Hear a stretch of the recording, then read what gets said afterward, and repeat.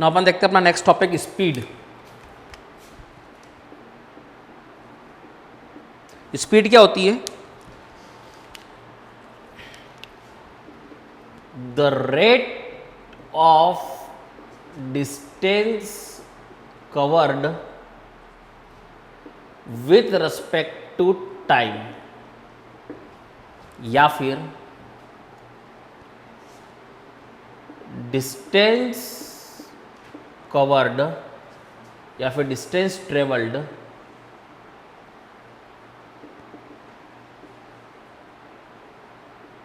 इन unit time. Rate बोल दो यानी कि समझ में आ जाता है कि वो पर यूनिट की बात कर रहा है वो। तो अगर रेट नहीं बोलोगे तो फिर यूनिट टाइम लिख दो यहाँ पर, एक ही बात है। The rate of distance covered, किस रेट से डिस्टेंस कवर कर रहा है। रेट में अपन यहाँ पर टाइम को इंक्लूड कर रहे हैं कि कितने टाइम में कितने डिस्टेंस कवर कर रहा है, उसको अपन ने क्या बोल दिया, स्पीड बोल दिया। नाउ देखेंगे तो उसका फॉर्मूला बनेगा, एक समझ लो पहले तो क्या है। अगर मेरे को बोला 10 सेकेंड में मैं चलता हूँ 300 मीटर, तो मैं यूनिट सेकेंड मतलब 1 सेकेंड में कितना चलता हूँ, 300 डिवाइड बाई 10 सेकेंड, तो मैं चलता हूँ 30 मीटर। 300 मीटर था तो 30 मीटर कितने में, 10 सेकेंड हो गया, तो क्या बच्चा, पर सेकेंड हो गया, तो 1 सेकेंड में चलता हूँ। यानी कि क्या हो गया, distance upon time is the speed, it is metre per second. यानी कि फॉर्मूला बन गया स्पीड का, डिस्टेंस कवर्ड या फिर ट्रेवल्ड अपॉन टोटल टाइम, या फिर टाइम टेकन। डिस्टेंस की एसआई यूनिट होती मीटर, इसकी होती सेकंड, तो एसआई यूनिट हो गया स्पीड का मीटर पर सेकंड।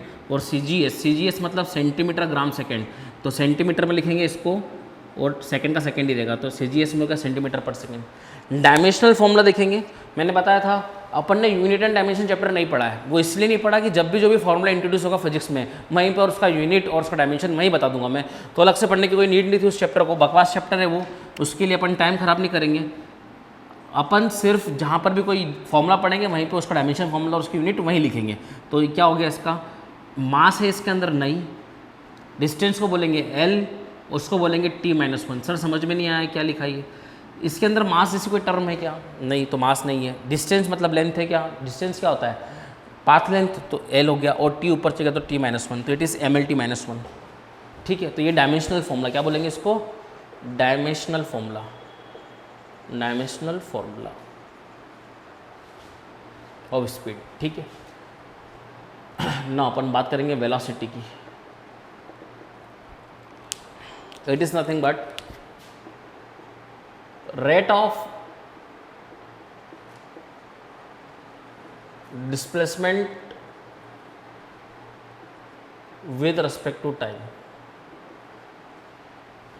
यानी कि वेलोसिटी का फॉर्मूला बन जाएगा डिस्प्लेसमेंट अपॉन टाइम। इसकी ऐसा यूनिट बोलेंगे तो ये भी क्या होगा, मीटर, ये भी शॉर्टेस्ट पाथ लेंथ है। सीजीएस बोलेंगे तो सेंटीमीटर में आ जाएगा और सेकंड का सेकंड ही रहेगा। डायमेंशन भी यही होगा, मास नहीं है, LT-1, लेंथ को L और T ऊपर से -1 हो गया, ये हो गया dimensional formula of velocity. Distance कौन सी क्वांटिटी है, स्केलर, ये भी कौन सी स्केलर है, तो स्पीड भी क्या हो गई, स्केलर क्वांटिटी हो गई। और ये क्या है, वेक्टर क्वांटिटी, तो वेलोसिटी भी क्या हो गई, एक वेक्टर क्वांटिटी हो गई। ठीक है, तो ये हो गया। अब दोनों में क्या बेसिक सा थोड़ा सा देख लेते हैं अपन। ये हमेशा डिस्टेंस हमेशा पॉजिटिव रहेगी और टाइम भी हमेशा पॉजिटिव ही रहेगा, तो स्पीड हमेशा किसी मूविंग पार्टिकल की स्पीड या तो होगी नहीं, होगी तो पॉजिटिव होगी। क्या कहने का मतलब है, या तो होगी नहीं, होगी तो क्या होगी, पॉजिटिव होगी। होगी नहीं मतलब क्या, अगर पार्टिकल रेस्ट में है तो मैं लिख देता हूँ यहाँ पर, for a moving particle speed is always positive. ये कभी जीरो और नेगेटिव नहीं हो सकती। हाँ, it can be zero for not moving particle, for a particle at rest, for a particle at rest। ये पॉजिटिव वेलोसिटी पॉजिटिव, नेगेटिव और zero तीनों हो सकती है। सर समझ में नहीं आया पॉजिटिव कैसे? मैं अगर इनिशियल यहाँ से चलना शुरू कर रहा हूँ और मैं यहाँ से चलना शुरू कर रहा हूँ और मैं अल्टीमेटली चल रहा हूँ, इधर चल रहा हूँ, तो यहाँ पर मान लो स्पीड मेरी कितनी थी, 2 मीटर पर सेकेंड है। जब भी डायरेक्शन चेंज होगी तो वहाँ पर स्पीड क्या हो जाती है, 0। जब भी पार्टिकल डायरेक्शन चेंज करता है वहाँ पर स्पीड 0 होगी, तभी वो चेंज कर पाएगा। और अगर वो इस इधर जा रहा है तो ये कितना हो गया, -2 मीटर पर सेकेंड। तो आपको समझ में आ गया होगा। अगर पार्टिकल उसी डायरेक्शन में चल रहा है तो वो क्या रहेगी, पॉजिटिव। और अगर उसने डायरेक्शन चेंज कर ली तो at the point of changing direction the speed becomes 0 और यहाँ पे कितनी होगी, नेगेटिव। तो velocity can be positive, negative और 0।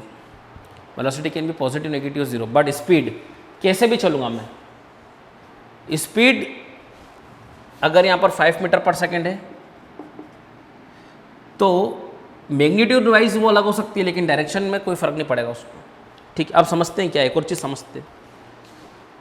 बेसिक सी चीज़ है वो समझते पहले अपन। इसको इरेज करता हूँ मैं, पहले इसको इरेज करते हुए देखेंगे अपन।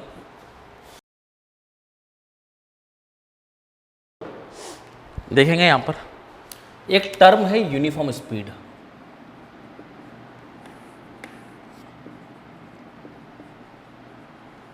यूनिफॉर्म स्पीड और एक टर्म है यूनिफॉर्म वेलोसिटी। ध्यान से समझने की कोशिश करना।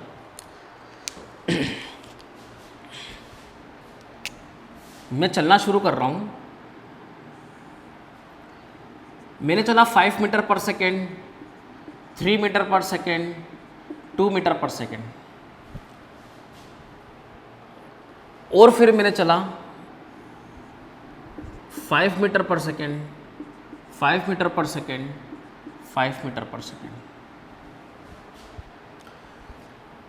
1 सेकेंड में चल रहा हूं 5 मीटर, 1 सेकेंड में चल रहा हूं 3 मीटर, 1 सेकेंड में चल रहा हूं 2 मीटर। तो इक्वल इंटरवल ऑफ टाइम के अंदर मैं अलग अलग डिस्टेंसेस चल रहा हूं, तो वो स्पीड क्या हो जाएगी, नॉन यूनिफॉर्म। क्या बोला, in equal interval of time you are travelling unequal amount of distances. Unequal amount of distances are travelled in an equal interval of time, तो वो क्या हो जाएगा, नॉन यूनिफॉर्म स्पीड। बट यहां पर हर सेकेंड में मैं चल रहा हूं 5 metre per second, 5 metre per second, 5 metre per second, हर 1 सेकेंड में मैं 5 मीटर चल रहा हूं, तो ये क्या हो जाएगा, यूनिफॉर्म स्पीड। अब यहां पे चल रहा हूं मैं 5 मीटर 1 सेकेंड में, यहां भी चल रहा हूं मैं 5 मीटर 1 सेकेंड में, तो ये भी क्या हो जाएगा, uniform speed. Sir direction change हो गई है, डायरेक्शन से कोई मतलब नहीं होता स्पीड को, क्योंकि ये कौन सी क्वांटिटी है, स्केलर। डायरेक्शन कुछ हो, अगर मैग्नीट्यूड सेम है तो यूनिफॉर्म, अगर मैग्नीट्यूड अलग है तो नॉन यूनिफॉर्म। क्या बोला, अगर मैं हर सेकंड में इक्वल अमाउंट ऑफ डिस्टेंस चल रहा हूं, यानी कि मेरा अमाउंट जो है, मैग्नीट्यूड क्या है, सेम है, डायरेक्शन कुछ भी मेरे को मतलब नहीं, वो स्पीड क्या हो जाएगी, यूनिफॉर्म। अब यहां पर बात करेंगे कौन सी क्वांटिटी है, वेक्टर, किस पर डिपेंड करेगी, डायरेक्शन पे।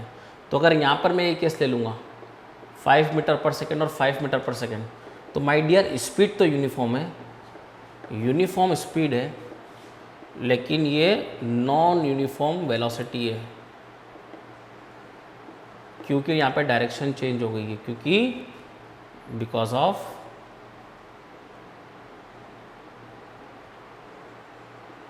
Change in direction, direction change हो गई। तो यूनिफॉर्म करने के लिए क्या करना पड़ेगा, डायरेक्शन भी सेम रखना पड़ेगी। तो ये जो है 5 metre per second, 5 metre per second, 5 metre per second, 5 metre per second, 5 metre per second. Magnitude के साथ साथ डायरेक्शन भी सेम होगा, तो ये कहलाएगा यूनिफॉर्म वेलोसिटी। क्या यूनिफॉर्म वेलोसिटी को यूनिफॉर्म स्पीड बोल सकते हैं? हाँ, यूनिफॉर्म वेलोसिटी के अंदर यूनिफॉर्म स्पीड तो है ही, देखो स्पीड यूनिफॉर्म है, बट यूनिफॉर्म स्पीड को अपन हर केस में यूनिफॉर्म वेलोसिटी नहीं बोल सकते हैं, क्योंकि ये यूनिफॉर्म स्पीड तो है लेकिन ये नॉन यूनिफॉर्म वेलोसिटी है। ये यूनिफॉर्म स्पीड भी है और ये यूनिफॉर्म वेलोसिटी भी है, यानी कि यूनिफॉर्म वेलोसिटी मतलब यूनिफॉर्म स्पीड तो होगा ही होगा, बट यूनिफॉर्म स्पीड का मतलब ये नहीं है कि जरूरी नहीं है कि यूनिफॉर्म वेलोसिटी हो। इस केस में नॉन यूनिफॉर्म वेलोसिटी है, इस केस में यूनिफॉर्म वेलोसिटी है। यानी कि यूनिफॉर्म वेलोसिटी क्या होगा, magnitude as well as direction both are same, then only the particle is said to be uniform motion. Is it clear? क्या यूनिफॉर्म स्पीड क्लियर है? यूनिफॉर्म स्पीड, ये uniform speed है, ये भी यूनिफॉर्म स्पीड है, और अगर मैं यहाँ पर बात करूँ तो ये नॉन यूनिफॉर्म स्पीड है, ये यूनिफॉर्म स्पीड है, ये यूनिफॉर्म स्पीड है, और अगर मैं इसमें बात करूँ 5 metre per second, 5 metre per second और 3 मीटर पर सेकेंड, तो यहाँ पर मैग्नीट्यूड भी अलग है, तो मैग्नीट्यूड अलग है तो नॉन यूनिफॉर्म स्पीड, डायरेक्शन से कोई मतलब नहीं होता इसको। और यहाँ पर अगर बात करूँ 5 मीटर पर सेकेंड, भाई मैग्नीट्यूड भी अलग है, डायरेक्शन भी अलग है, किसी भी केस में भी है, यूनिफॉर्म स्पीड भी नहीं है, ये यूनिफॉर्म स्पीड भी नहीं है, यूनिफॉर्म स्पीड भी नहीं हो सकता, और यूनिफॉर्म वेलोसिटी तो हो ही नहीं सकता क्योंकि डायरेक्शन चेंज हो रही है और मैग्नीट्यूड दोनों चेंज हो रहा है, तो वेक्टर क्वांटिटी चेंज हो जाएगी। यूनिफॉर्म स्पीड डिपेंड करती है मैग्नीट्यूड पे, मैग्नीट्यूड चेंज तो यूनिफॉर्म स्पीड नहीं है, मैग्नीट्यूड भी चेंज और डायरेक्शन भी चेंज तो यूनिफॉर्म वेलोसिटी भी नहीं है, तो यूनिफॉर्म स्पीड और यूनिफॉर्म वेलोसिटी क्लियर होगा आपको, note it down.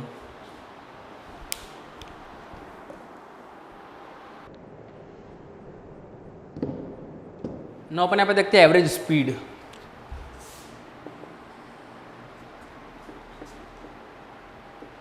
Average speed क्या है इसको पहले समझते हैं अपन, इसका केस नंबर 1। केस नंबर 1 में क्या गिवन है अपने को बोला है for a particular time interval t1 the speed of the particle is uniform and that is v1। एक t1 टाइम इंटरवल के लिए स्पीड यूनिफॉर्म है tv1, फिर टाइम इंटरवल अगला t2 आ गया, उसमें यूनिफॉर्म स्पीड है v2। सर v1 और v2 अलग अलग हो गए, फिर यूनिफॉर्म कैसे? मैंने बोला t1 टाइम इंटरवल के लिए v1 यूनिफॉर्म है, t2 टाइम इंटरवल के लिए v2 यूनिफॉर्म है, ये दोनों अलग है v3। वैसे ही tn टाइम इंटरवल के लिए ये कितना हो गया vn। A particle is moving for a t1 time interval the speed v1, for again t2 time interval the speed v2, t3 with the speed v3 and so on when tn time interval it is the speed v3। Is it clear? क्या now मुझे निकालना average speed. Average speed निकालना है तो formula होता है total distance travelled upon total time taken. Sir distance मैंने मान लो मेरे को दिया तो नहीं है, केस में दिया है क्या? नहीं, तो मैंने एज्यूम किया है, क्या मैंने एज्यूम किया है कि t1 टाइम में मैं v1 स्पीड से कितना चलाऊँगा, मैं चलाऊँगा s1, यहाँ पर s2, यहाँ पर s3, ये मैंने एज्यूम किया है, गिवन नहीं है। तो यहाँ पर मैंने पुट किया s1 plus s2 plus s3 plus just total distance कला में इतना, कितना टाइम लग गया मेरे को, इतने में t1, इतने में t2, इतने में t3, इतने में tn। तो time interval is t1 plus t2 plus t3 plus dash plus tn v average. s1, sir s1 तो पता नहीं है, तो मुझे क्या पता है? मुझे ये पता है speed is equals to distance upon time. Speed is v1, distance is s1, time is t1। तो what is s1? s1 is v1 t1। Similarly s2 is v2 t2। यहाँ सब्स्टिट्यूट कर देंगे। s1 की वैल्यू कितनी है? v1 t1, v2 t2, v3 t3 plus vn tn upon t1 plus t2 plus t3 plus dash plus tn। इसको बोलते हैं अपन time average velocity. क्या बोलते हैं इसको अपन? Time average speed. Time average speed. यहाँ पे ध्यान देंगे अपन, इस केस के अंदर if t1 is equals to t2 is equals to t3 is equals to dash is equals to tn is equals to t, अगर टाइम इंटरवल सेम आ जाता है सारा, यानी कि यहाँ पर भी टाइम इंटरवल हमेशा क्या है? सेम है। टाइम इंटरवल सेम है तो v average is equals to t बाहर आ जाएगा कॉमन, क्या बचेगा? v1 plus v2 plus v3 plus dash plus vn upon t को जोड़ेंगे, t प्लस t 2 टाइम जोड़ेंगे तो 2t, 3 टाइम जोड़ेंगे तो 3t, n टाइम जोड़ेंगे तो nt, t से t कट गया। v average is equals to v1 plus v2 plus v3 plus dash plus vn upon, mathematics में आप देखेंगे इसको बोलते हैं arithmetic mean.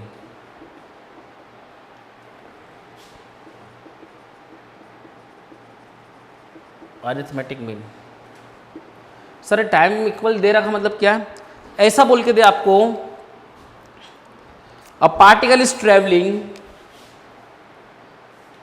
for the first half time interval the speed v1 and rest of half time interval the speed v2। क्या बोला, a particle is traveling for the first half interval with the speed v1 and rest of half interval the speed v2। Half और half क्या time same है, हाँ time same है, तो आप इसको डायरेक्टली लिख सकते हो v average is equal to v1 plus v2। कितनी बार है, एक और एक दो बार, डायरेक्टली फॉर्मूला आ गया।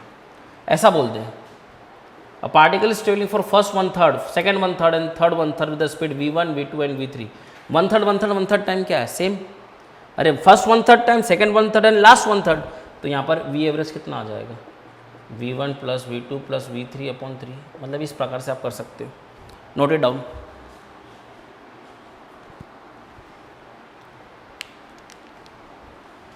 नाउ एवरेज स्पीड के अंदर ही अपन केस 2 देख लेते हैं। वही हेडिंग एवरेज स्पीड, पर यहाँ पे केस डिफरेंट है। क्या डिफरेंट है, केस 2 में गिवन है अपने को, particle is moving with the speed v1 for s1 distance with the uniform speed v2 for s2, v3 for s3 distance and similarly vn for sn distance. Time नहीं given है यहाँ पर, तो मैं लगा दूंगा एवरेज स्पीड का formula, total distance travelled upon total time taken. Average speed is equals to s1 plus s2 plus s3 plus dash dash dash plus sn divided bye t1 plus t2 plus t3 plus dash plus tn। क्या मेरे को time given है, नहीं given है, तो time मैंने assume कर लिया। क्या करा मैंने, ये एज्यूम किया। तो फिर निकालेंगे क्या फॉर्मूले से, speed is equals to distance upon time.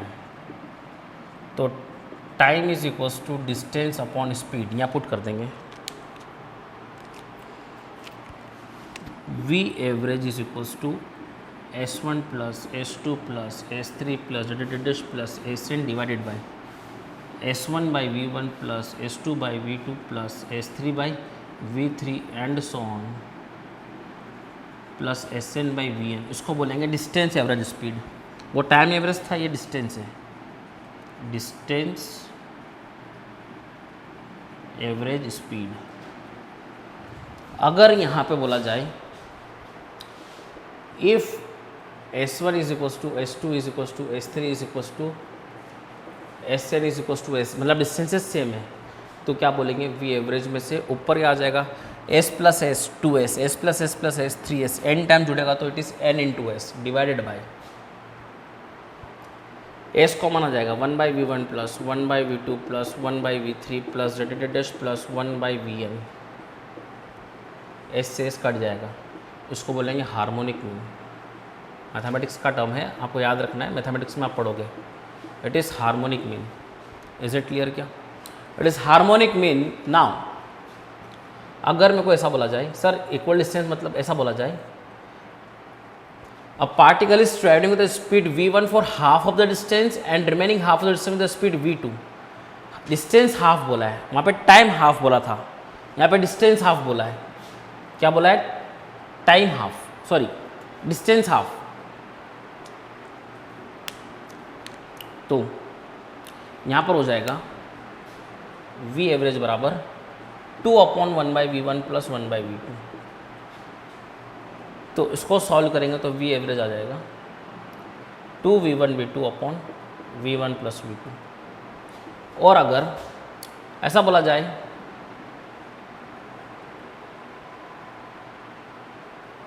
For first 1/3 distance, 1/3 distance and third 1/3 distance with speed v1, यहाँ पे डिस्टेंसेस बराबर बोला है बेटा, पिछले वाले में टाइम बराबर बोला था, तो v average is equals to 3 upon 1 by v1 plus 1 by v2 plus 1 by v3। इसको सॉल्व करने पे आएगा 3v1 v2 v3 upon v1 v2 v2 v3 plus v3 v1. Note it down.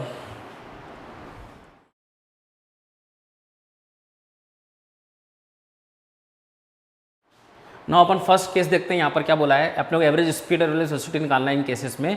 तो for a train that travels from one station to another with the uniform speed of 40 kilometre per second returns to the first station with the speed 60 kilometre per hour. तो first case देखेंगे अपन. The solution of case 1. ये दो station है, गया कितने से 40 kilometre per our से 40 किलोमीटर पर आवर, और आया कितने से 60 किलोमीटर पर आवर. तो आने जाने में डिस्टेंस तो सेम है क्योंकि स्टेशन फिक्स्ड है. तो जब डिस्टेंस सेम होती है तो मैं क्या फॉर्मूला लगाता हूँ, V average is equals to 2v1 v2 upon v1 plus v2.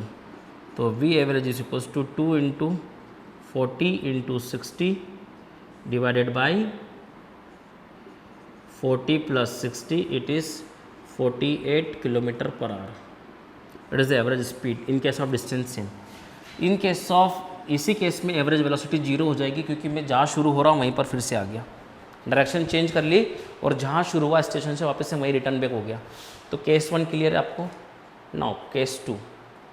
Case 2 क्या बोल रहा है, अ मेन वॉक्स, मेन चलता है with speed 1 metre per second for the first 1 minute and runs with speed 3 metre per second for the next 1 minute. Time interval same है. जब ये time interval same होता तो मैंने बताया था 2 था तो v1 प्लस v2 बाई 2 कर देना. 2 है यहाँ पर, तो it is 1 plus 3 by 2 that is 2 metre per second. Direction change नहीं हो रही है तो यही आपकी एवरेज वेलोसिटी का भी मैग्नीट्यूड यही है. एवरेज वेलोसिटी भी यही है और एवरेज स्पीड भी यही है. Is it clear? क्या average speed average velocity, average velocity का मैग्नीट्यूड बोल दो. एवरेज वेलोसिटी का मैग्नीट्यूड भी कितना है 2 metre per second. Direction change नहीं हो रही है. Now case 3. केस 3 के अंदर क्या हो गया, 720 मीटर चल रहा है विद यूनिफॉर्म स्पीड. क्या बोल के दिया है, 720 मीटर चलता है, इतना डिस्टेंस चलता है with speed 2 metre per second. Then runs चलता है कितना 4 मीटर पर सेकेंड पे चलता है 5 मिनट के लिए, और फिर चलता है ये 1 मीटर पर सेकेंड से चलता है 3 मिनट के लिए, सॉरी 3 मिनट और 1 मीटर पर सेकेंड. यहाँ पे टाइम नहीं पता तो यहाँ पे टाइम निकाल लो. तो स्पीड इज इक्वल टू कितना होगा, डिस्टेंस अपॉन टाइम. डिस्टेंस कितना है 720, सॉरी स्पीड कितना है 2, डिस्टेंस कितना है 720, टाइम निकालना है. टाइम कितना हो गया 360 सेकेंड. सेकेंड हो गया ये 360 सेकेंड हो गया ये.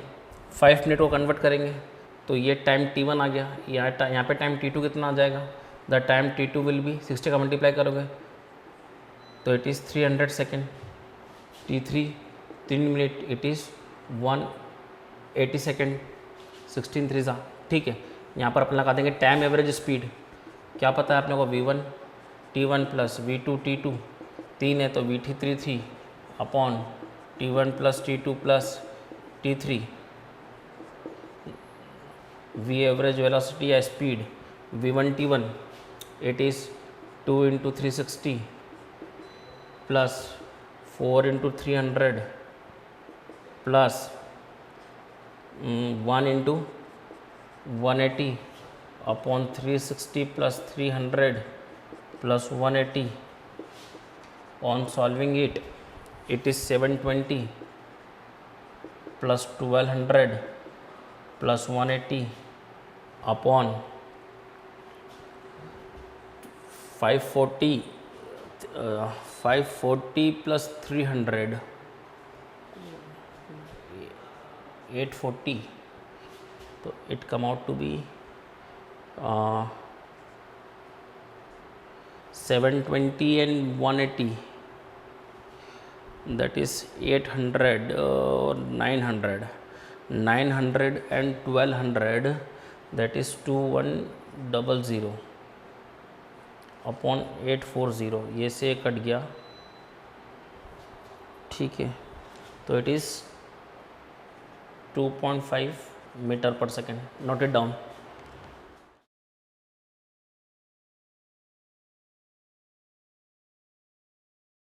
नाउ क्वेश्चन यहाँ पे बोला है अपने को, particle travels 1/3 of distance with the speed v0. Total distance L है, 1/3 डिस्टेंस मतलब l/3 चल रहा है with the speed v not, इसमें टाइम लगा मान लो t नॉट। बचा हुआ कितना डिस्टेंस है? बचा हुआ डिस्टेंस है कितना? इसको नाम दे दो a, इसको नाम दे दो b, ठीक है। बचा हुआ डिस्टेंस कितना है? 2l/3। कितना बचा हुआ है? पूरा कंप्लीट l है, ये बचा हुआ है 2l/3। 2l/3 को बोला गया है covered with the speed v1 for half time. यहाँ पे टाइम t1 लग रहा है और यहाँ पे टाइम लग रहा है कितना? t2। तो t2 का आधा समय मतलब t2/2 से चल रहा हूँ मैं v1 स्पीड और बचा हुआ t2/2 में चल रहा हूँ v2 से।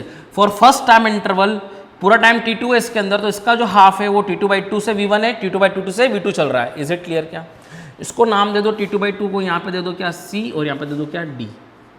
Is it clear? क्या तो यहाँ पे फर्स्ट वाला केस देखेंगे। फर्स्ट वाले केस में मैंने बोल दिया ए बी के अंदर बोला speed is equals to distance upon time. तो स्पीड कितनी है? v नॉट, डिस्टेंस कितना है? l/3 और टाइम कितना है? t1। तो t1 कितना हो गया? l/3 v not. Second case की बात करेंगे। सेकेंड केस की बात करूंगा तो 2l/3 जो है 2l/3 दो पार्ट में है, BC और CD। तो it is BC length plus CD length 2l/3। BC length कितना होगा? स्पीड इंटू टाइम, डिस्टेंस आ जाएगा। तो ये डिस्टेंस कैसा निकलेगा? v1 स्पीड इंटू टाइम कितना है? t2/2। यहाँ पे स्पीड कितनी है? v2। यहाँ पे टाइम कितना है? t2/2। तो it is 2l/3 is equals to t2/2 common आ गया, क्या हो गया? v1 plus v2। तो t2 की वैल्यू आ गई 4l/3 v1 plus v2। 4l/3 v1 plus v2। अब नाउ एवरेज स्पीड निकालना है, तो total distance travelled upon total time taken. तो एवरेज स्पीड क्या होगा? टोटल डिस्टेंस कितना है? l। टोटल डिस्टेंस तो l ही है upon time. Time is t1 plus t2, l divided by l upon 3v not plus 4l upon 3v1 plus v2। इसको solve करेंगे अपन यहाँ पर। अब जरा देखो, v average is equals to l common आके कट जाएगा, ठीक है। ऊपर बचेगा कितना? 1, फिर हो जाएगा 3v1 plus v2 plus 3v not upon नीचे एलसीएम आ जाएगा।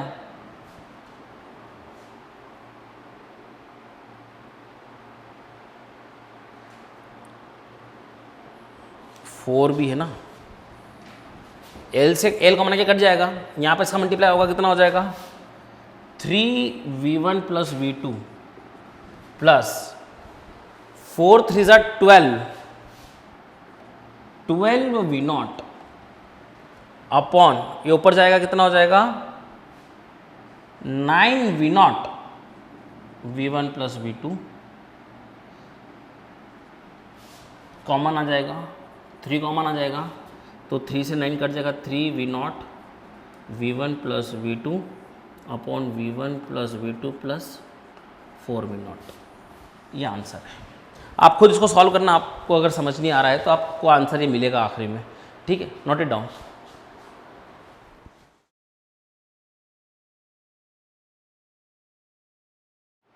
यहाँ पे ना मैं क्वेश्चन देखते हैं अपन ना, बर्ड फ्लाइज ड्यू नॉर्थ। एक बर्ड नॉर्थ में जा रहा है with A speed 20 metre per second और टाइम लग रहा है 15 सेकेंड। यहाँ पे जाके वो रुक रहा है, रेस्ट कर रहा है for the rest of 5 second and फिर साउथ में आ रहा है with A speed 24 metre per second and time लग रहा है 10 सेकेंड। तो एवरेज स्पीड निकालेंगे तो सिंपल सा एवरेज स्पीड का फॉर्मूला हो जाएगा v1 t1 time average speed that is v2 t2 plus v3 t3 upon t1 plus t2 plus t3 v average is equals to v1 that is 20 into 15 plus 0 plus rest पे है तो speed 0 हो गई, 24 into 10 upon 15 second plus 5 second plus 10 second that is 30 second time हो गया। और ऊपर ये कितना हो जाएगा? 300 प्लस 240, तो it is something like 540 by 30, that is 18 metre per second, it is the average speed. Now average velocity, direction change हो रही है, यहाँ पे ध्यान देना एवरेज वेलोसिटी कैसे निकलेगी। एवरेज वेलोसिटी के केस में अपन चल रहे हैं 20 किधर ऊपर, तो ऊपर को मैंने बोल दिया वाई एक्सिस को मैंने बोल दिया जे कैप, तो नीचे क्या हो जाएगा माइनस जे कैप, तो it is 20 J cap multiply by 15 V1T1 plus 0 rest पे प्लस ठीक है 24 कितना हो जाएगा माइनस जे कैप इंटू 10 अपॉन, टाइम तो पूरा लेंगे, 15 प्लस 5 प्लस 10, समझ में आ रहा है क्या, डायरेक्शन देखना पड़ेगी यहाँ पे, तो it is 300 J cap minus 240 J cap upon time is 30, तो इट इज़ कितना हो जाएगा 60 upon 30 that is 2 J cap, मतलब 2 मीटर पर सेकेंड नॉर्थ, जे कैप मतलब नॉर्थ, तो मैग्नीट्यूड 2 मीटर पर सेकेंड आ गया और जे कैप में आ गया। Note it down.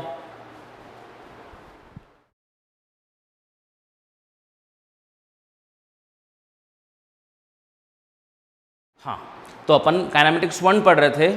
काइनेमेटिक्स 1 में अपन ने बहुत सारी चीज़ें पढ़ी थी। क्या पढ़ा था अपन ने, डिस्टेंस डिस्प्लेसमेंट में कंपैरिजन पढ़ा था, उस पर अपन ने कुछ न्यूमेरिकल किए थे, फिर अपन ने स्पीड वेलोसिटी पढ़ी थी, फिर अपन ने यूनिफॉर्म स्पीड यूनिफॉर्म वेलोसिटी पढ़ी थी, एवरेज स्पीड और एवरेज वेलोसिटी पढ़ी थी, उसके ऊपर अपन ने कुछ न्यूमेरिकल्स देखे थे। अब अपन यहाँ पर काइनेमेटिक्स 1 में थोड़ा सा एक मैथमेटिक्स वाला पार्ट यूज़ होता है, तो यहाँ पर थोड़ा सा बेसिक मैथमेटिक्स अपन यहाँ पर पढ़ने वाले हैं। क्या चीज़ें वो देखेंगे अपन यहाँ पर।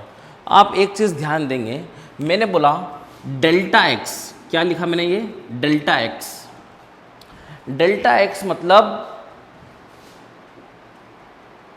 Small change in x, x के अंदर स्मॉल चेंज को मैं बोलूंगा क्या delta x.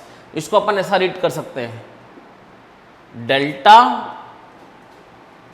Multiply by x या फिर delta x multiply by x, we can read it as delta x और डेल्टा मल्टीप्लाई बाय एक्स। क्या है ये डेल्टा एक्स और delta multiply by x. Now मैंने लिखा d x, sir d x क्या है, it is a infinitesimal. Infinitesimal मतलब very very small, infinitesimal change in x, तो क्या बोलेंगे इसको अपन d x. It is written और it is read as d x. It can not written as d multiply by x. मैं क्या बोल रहा हूं भाई, इसको रीड करेंगे अपन, it is read as delta multiply by x और delta x. It is d x, ये डी एक्स है, ये पूरा एक टर्म है, जिसे कि अपन क्या बोलते थे साइन थीटा। तो कभी ऐसा बोलते हैं अपन साइन मल्टीप्लाई बाय थीटा, ऐसा बोलते हैं कि अपन नहीं बोलते। ये पूरा एक फंक्शन है sine theta, sine multiply by theta नहीं बोल सकते अपन। यहां पर क्या है, इसको डी मल्टीप्लाई बाय एक्स नहीं बोल सकते, ये पूरा एक ही है। It is d x, it can not read as d multiply by x, it can read as d x only. ये क्या है, ये स्मॉल चेंज को बताता है और ये बहुत छोटा स्मॉल चेंज मतलब very very small change in x को बताता है। What is difference between delta x, delta x is change in x और d x is very very small change in x. Is it clear? क्या दोनों term clear है क्या? ये दोनों टर्म के बारे में लिख लो आप, आपने लिखा होगा। इसको अपन डी मल्टीप्लाई बाई एक्स नहीं बोल सकते हैं, जैसे कि अपन साइन थीटा को साइन मल्टीप्लाई बाई थीटा नहीं बोल सकते, वो पूरा की पूरी एक टर्म है। Is it clear? क्या नो ध्यान देंगे अपन। अब सर ये एक्स एक्सिस है, ये वाई एक्सिस है। मैंने बोला y is a function of x। मान लो y की वैल्यू कितनी है एक्स स्क्वायर, तो क्या लिखेंगे y x की वैल्यू पर डिपेंड कर रहा है। x की वैल्यू 1 रखूंगा तो y की वैल्यू क्या मिलेगी 1, x की वैल्यू 2 रखूंगा y की वैल्यू क्या मिलेगी 4। मतलब कि क्या कहने का मतलब है, x की वैल्यू पे y की वैल्यू डिपेंड कर रही है। x की वैल्यू कौन चेंज कर रहा, मैं चेंज कर रहा हूं। मेरी x की वैल्यू चेंज करने के साथ साथ y चेंज हो रहा है। x की वैल्यू को कौन चेंज कर रहा है, मैं। तो ये कौन सा वेरिएबल हो गया, x एक्सिस वाला, ये वेरिएबल कहलाएगा इंडिपेंडेंट वेरिएबल, क्योंकि ये मैं चेंज कर रहा हूं। Independent variable, it is independent variable. और x की वैल्यू मेरे चेंज करने के साथ साथ x की वैल्यू पे y की वैल्यू डिपेंड कर रही है। मैंने x की वैल्यू 1 रखी, y की वैल्यू चेंज, 2 रखी, y की वैल्यू चेंज, 3 रखी, y की वैल्यू चेंज, कितनी होगी 9। यानी कि x की अलग अलग वैल्यू पे y की अलग अलग वैल्यू आएगी। तो x की वैल्यू तो मैं चेंज कर रहा हूं, उसके ऊपर डिपेंड कर रही है y की वैल्यू। तो ये जो एक्सिस कहलाती है डिपेंडेंट वेरिएबल वाली कहलाती है, dependent variable. It is independent variable, it is dependent variable.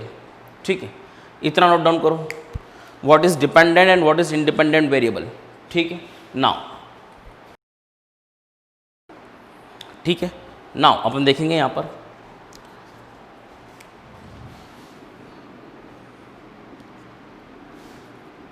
Sir एक लाइन है मेरे पास,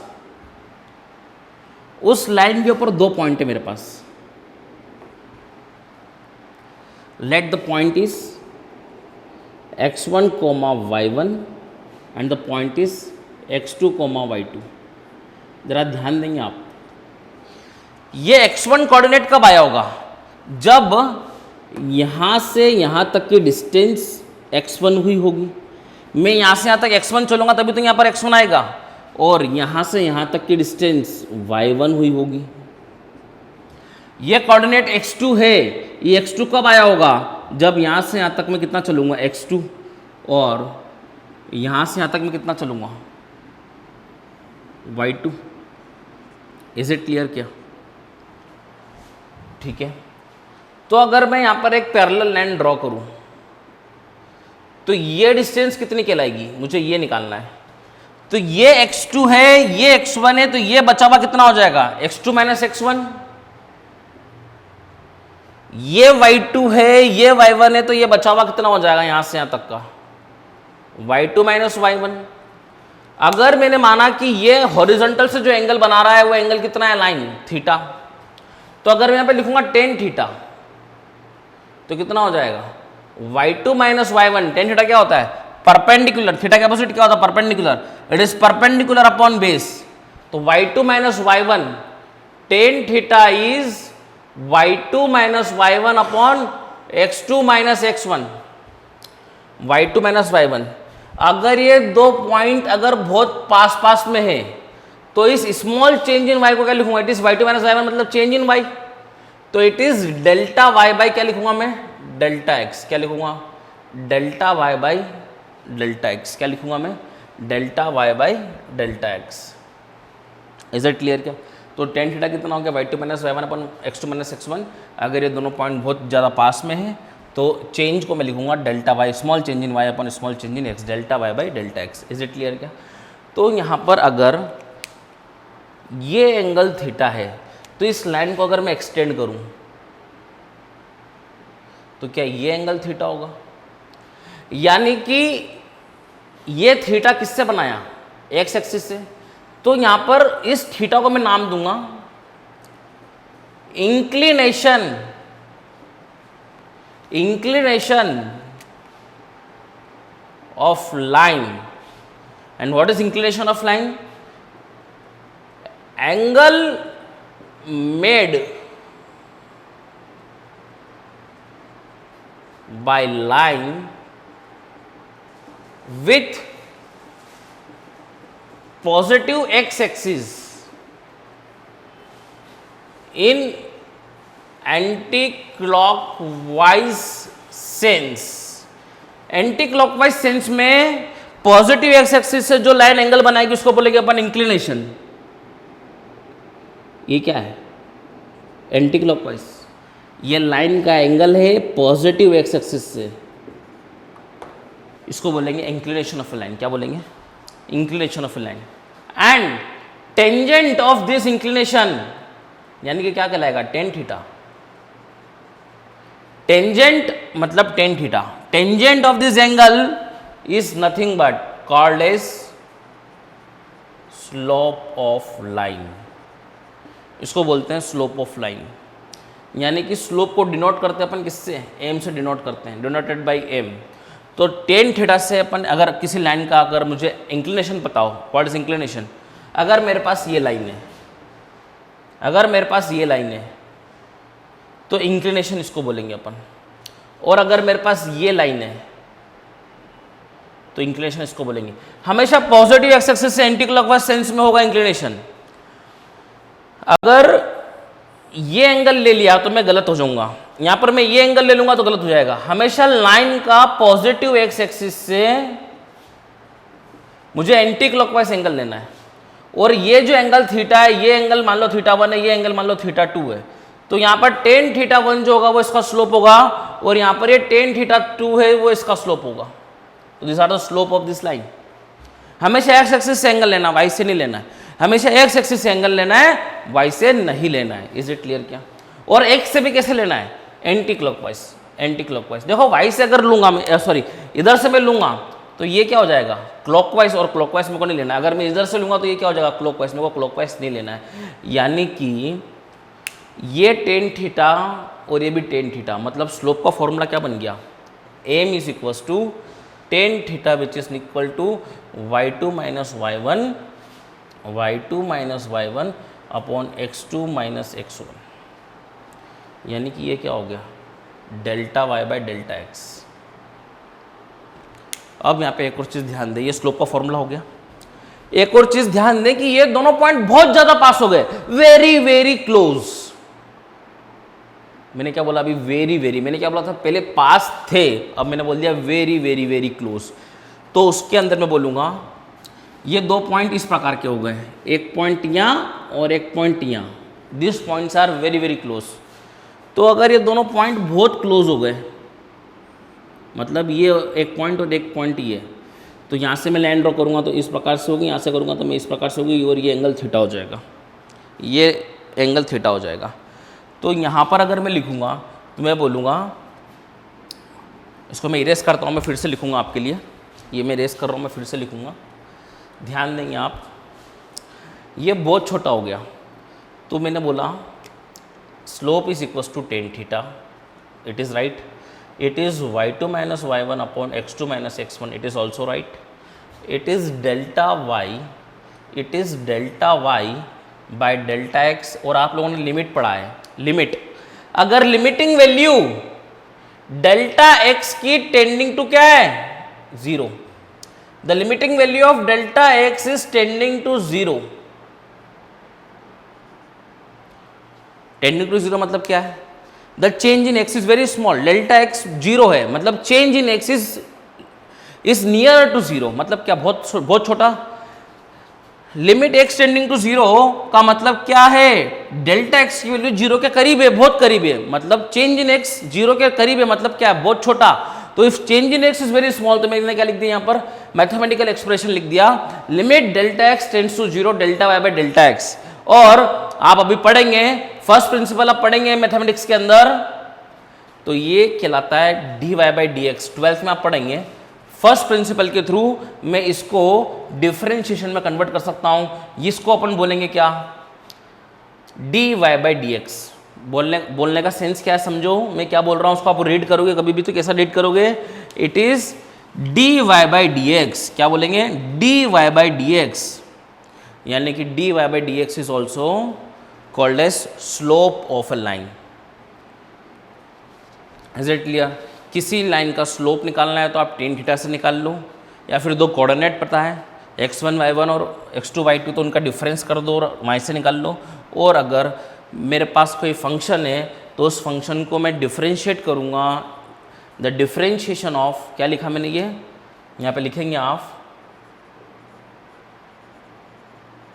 differentiation of independent variable, sorry dependent variable, y कौन सा है, dependent, differentiation of dependent variable with respect to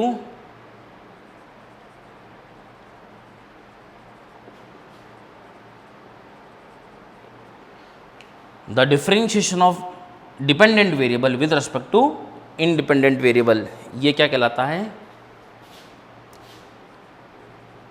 slope. और इसको क्या बोलते हैं? स्लोप का एक और नाम है ग्रेडियंट।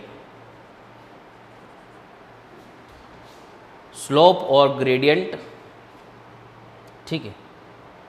तो इसको आप नोट डाउन करेंगे और समझते हैं इसके बारे में अपन, ठीक है।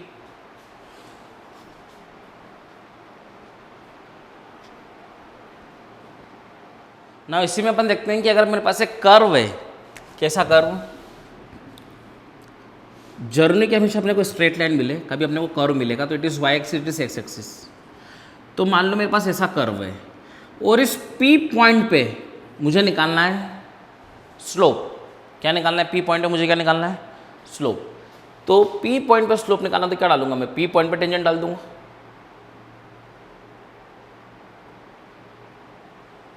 तो आप देखिएगा टेंजेंट हमेशा दो पॉइंट को छुके निकलती है और दो पॉइंट क्या होते हैं? बहुत पास पास होते हैं।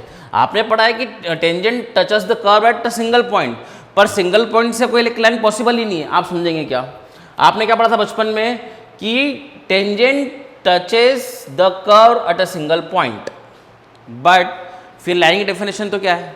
एक लाइन सेगमेंट के लिए एटलीस्ट दो एंड पॉइंट्स होने चाहिए। क्या होना चाहिए? दो एंड पॉइंट्स होने चाहिए।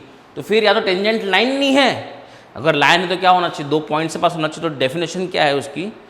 Definition of tangent is that tangent is a line which touches the curve at two points and the points are very very nearer to each other, बहुत पास में होते तो अपन उसको सिंगल पॉइंट बोल देते हैं। फिर इज इट क्लियर क्या?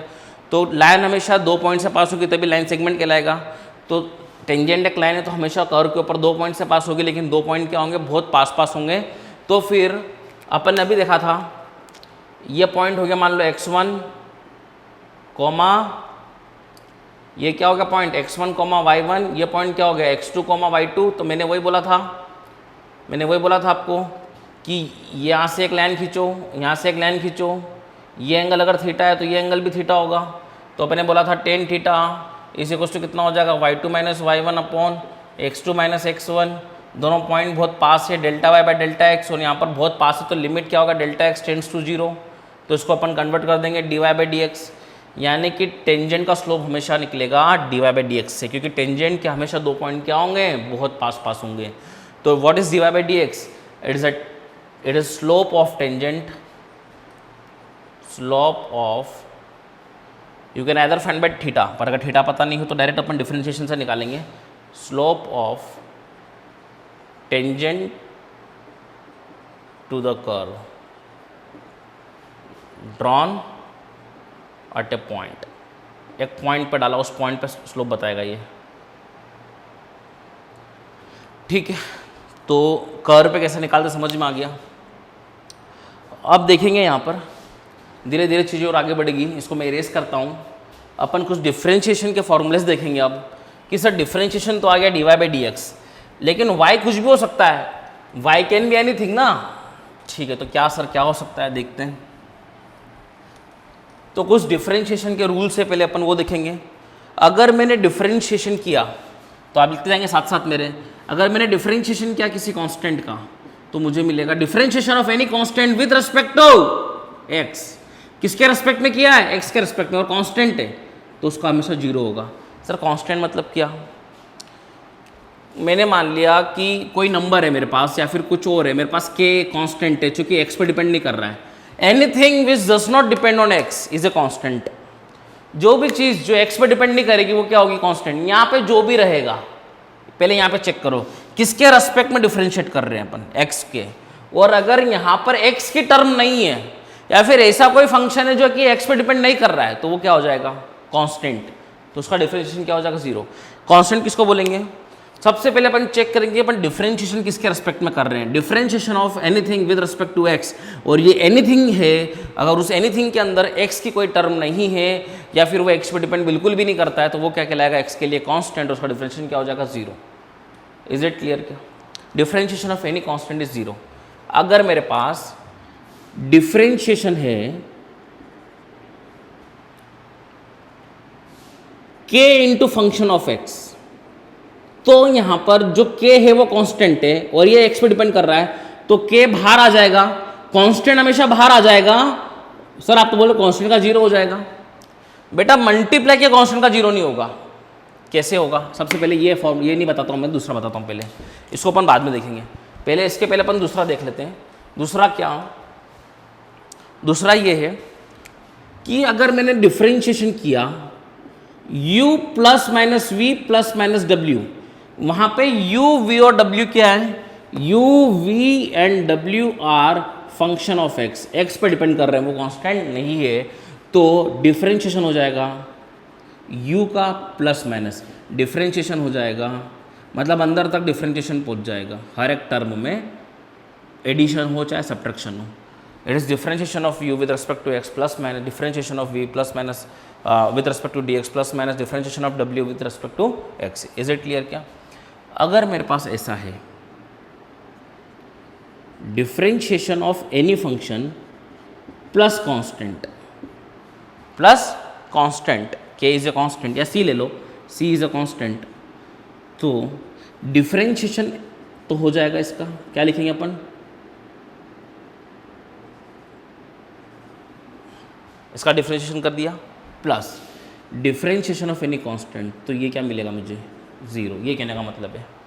लेकिन अगर c multiply by F of x होता है, ये प्लस माइनस का अगर कांस्टेंट है, चाहे प्लस का हो चाहे माइनस का हो, चाहे प्लस का हो चाहे माइनस का हो, डिफरेंशिएशन अंदर तक पहुंच जाएगा और इसका यहाँ पे क्या हो जाएगा? जीरो। सिर्फ क्या बचेगा? ये बचेगा।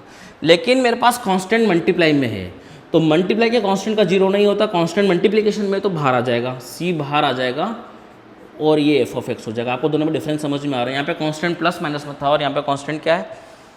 अगर कांस्टेंट डिवाइड में भी होता है तब भी ये बाहर आ जाएगा, 1/c करके बाहर आ जाएगा और सिर्फ डिफरेंशिएशन किसका हो जाएगा? फंक्शन का हो जाएगा।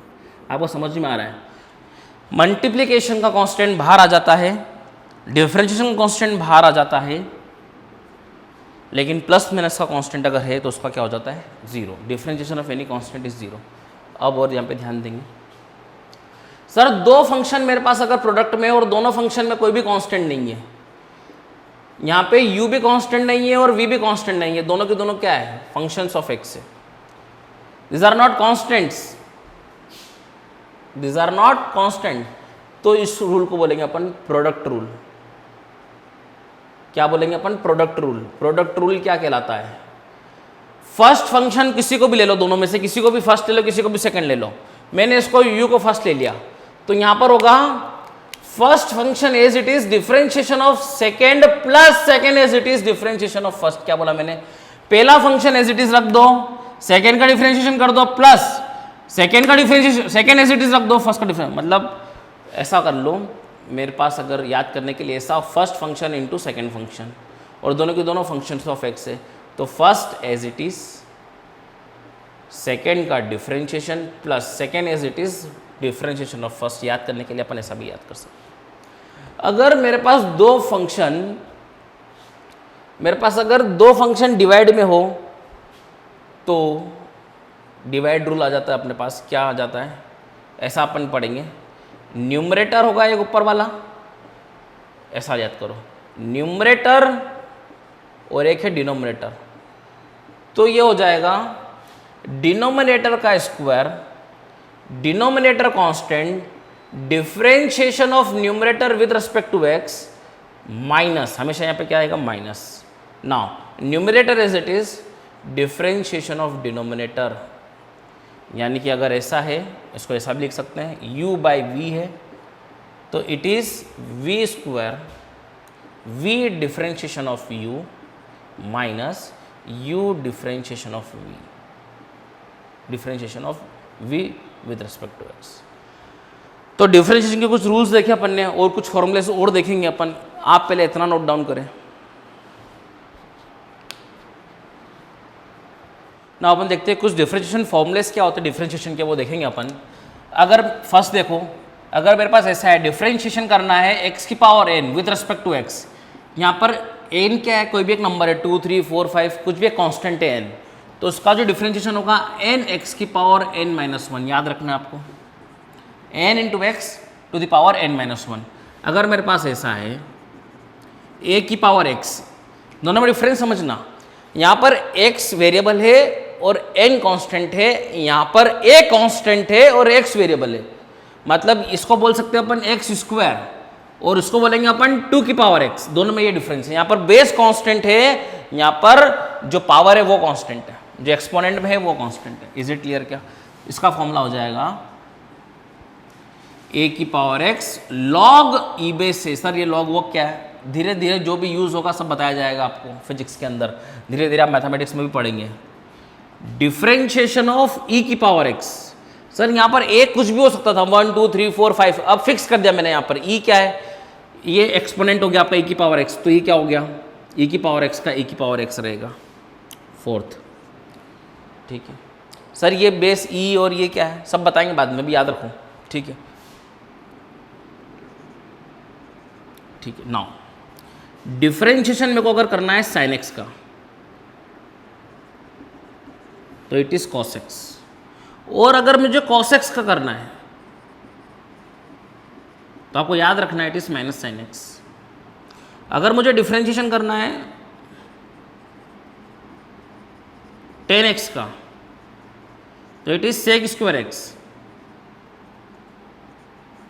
और अगर डिफरेंशिएशन मेरे को करना है कॉट एक्स का, तो it is minus cos square x, cosec square x. अगर मुझे डिफरेंशिएशन करना है सेक एक्स का, तो it is sec x tan x, sec x into tan x, और अगर मुझे डिफरेंशिएशन करना है कॉसेक एक्स का, तो it is minus cosec x into cot x. अगर मुझे डिफरेंशिएशन करना है log x का, log e बेस x, तो इट इज 1/x। इतने सारे फॉर्मूलेज हैं आपके पास, 7 8 9 10, ये सारे फॉर्मूलेज आप लिखो, इसके बारे में अपन और चर्चा करेंगे।